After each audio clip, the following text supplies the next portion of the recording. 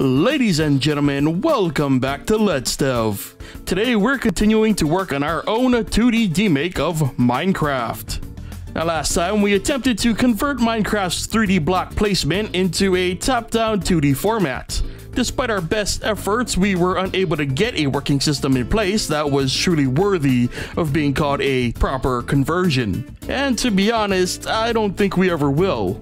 We'll get to that more in detail in a second, but to make sure today's video isn't a complete wash, we're going to attempt something more conventional. We'll do some work on a more common take of the 2D Minecraft style, and we'll see if it's worth pursuing in place of our more impossible version.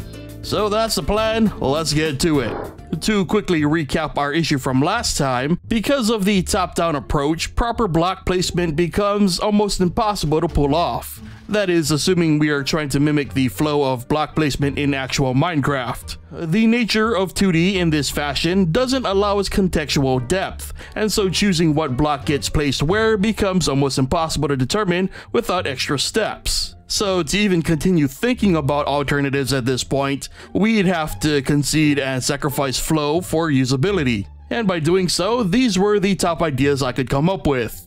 The first was a contextual menu. At first I thought to lump blocks in by threes to simulate a player's reach in Minecraft. From there, players would choose which of the 3 blocks they want to interact with to either add to or destroy. But that seemed like a lot of clicking for something so simple, so why not do the same but just target individual blocks? And instead of a contextual menu, have contextual keys determine the addition or destruction of blocks. It seemed like a reasonable approach. However, even if we go with the contextual system, the visuals would still be a nightmare. Not to mention, we've still got a depth problem. Now, if we restricted block selection to our player's Z position, that would solve our depth issues. But that still leaves us with a visual problem. In fact, this is an issue we ran into before, back when we tried to demake Raft. At some point, too much depth under these restrictions just doesn't work. And when block behavior is as important as it is in Minecraft, this is why I say it's near impossible. Technically, it could be done, but there are legitimate reasons it hasn't been done. Now, before we move on, I should mention that the isometric approach would be our best shot. It offers the best context and our best opportunity at good block mechanics. But even with so much more freedom, similar issues, primarily regarding depth, still pop up. And on the more extreme side, I also considered cheating a bit and literally having the world spin to deal with our depth and context issues. But I'm pretty sure game makers everywhere just crashed at the mere suggestion of moving that many tiles at once. So that's the gist of it. I tried my best to come up with something that could work in our preferred style, but it really does feel like it's an impossible task. An ambitious but ultimately foolish goal. But that doesn't mean we have to give up all the hard work that we've already done. So let's turn lemons into lemonade by using the assets to make our own tried and true Minecraft side-scrolling demake. To start, we were going to need a new version of our player object. I am reusing the side walking animation, which should work just fine. Next, we had to set up our controls and build ourselves some simple platformer mechanics. I should note that I was incredibly sloppy this session, mostly because I wasn't confident that this would work out. But good news, I've gone back and refined a lot of this since recording. Anyway, I added some basic walking code and then spent a ridiculous amount of time trying to remember how to make a single press jump. I'm so used to writing variable jumping code that the basics threw me for a loop. Eventually, I just settled on tossing the player in the air. And boom, just like that, we had...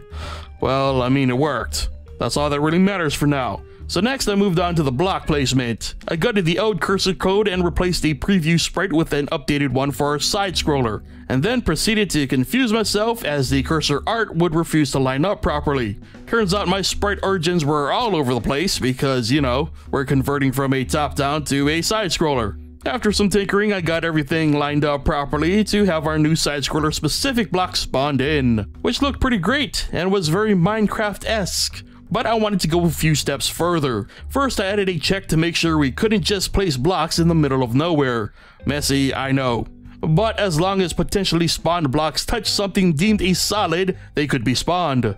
Running with this idea, I then had the grass block types check for any blocks placed above them. If one is detected, it would switch the sprite from grass to dirt. And to be honest, it's the little things that really sell things for me sometimes, and this was one of them. And to top all this off, I wanted to create a block with some gravity. So I duplicated our dirt sprite for some sand and added a switch to our blocks. For the sand type, I had it fall until it comes in contact with a solid block. Also, as a side note, Incense Place is so much more reliable than Place Meeting, and I'm not sure why. Anyway, with that, we now had sand that falls when placed in the air, but stops once it touches solid ground. Honestly, this was a lot more fun than I anticipated, and so much easier than working with the top-down approach. I can definitely see why this is the preferred method of execution, but despite being very interested in trying to faithfully convert Minecraft into a 2D side-scroller, I feel like it must have been done 100 times before. I'm not exactly sure if that's something you would all love to see, so let me know. I haven't played Minecraft in a while, but as always, I'm down for a good challenge if you're all down to come along for the ride.